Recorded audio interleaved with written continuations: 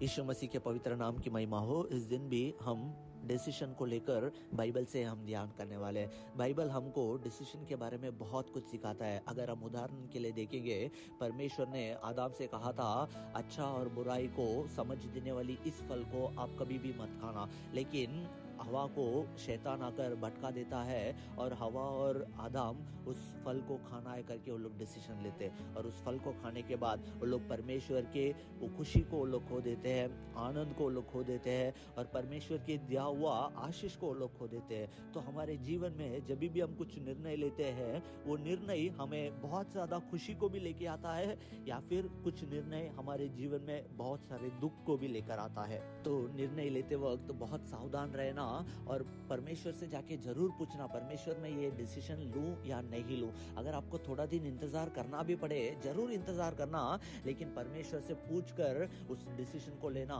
ताकि आपके जीवन में हमेशा आप खुशी से रह सके। बाइबल में एक और उदाहरण भी है। एक पिता रहते हैं, उनको 2 पुत्र रहते हैं। उसमें से जो दूसरा पुत्र है वो एक निर्णय लेता है और पिता के पास जाकर कहता है मेरे जो भी भाग है मेरे संपत्ति का वो मुझे दे दीजिए करके वो बोलता है, और उसके पिता भी उसका संपत्ति वाला उसका जो भाग है वो उसको दे देता है। और कुछ ही दिनों में वो सारा संपत्ति को लेकर दूर एक जगह पर चला जाता है और वहां पर बहुत ऐश करता है, खुशी से रहता है, और सारा संपत्ति वो खत्म हो जाता है।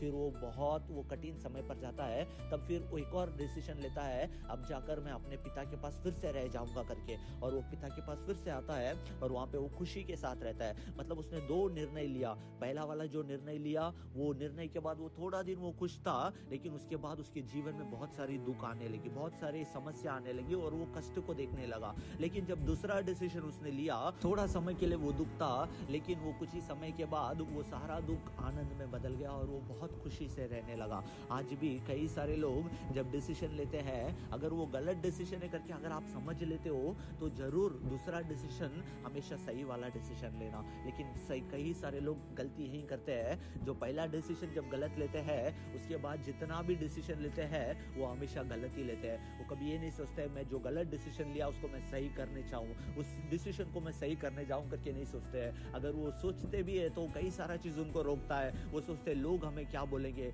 लोग हमारे बारे में क्या सोचेंगे, तो इसके लिए हम वो डिसीजन नहीं लेंगे। मैं आपसे ये कहूंगा, यदि अगर आप पहला डिसीजन आपने गलत लिया है तो दूसरा डिसीजन जरूर सही लेना। कोई भी कुछ भी बोले, आप आपके बारे में और आपके जीवन के बारे में सोचना। जरूर आप दूसरा डिसीजन सही वाला लेंगे तो परमेश्वर आपको जीवन में हमेशा खुशी और खुशी बनाए रखेगा।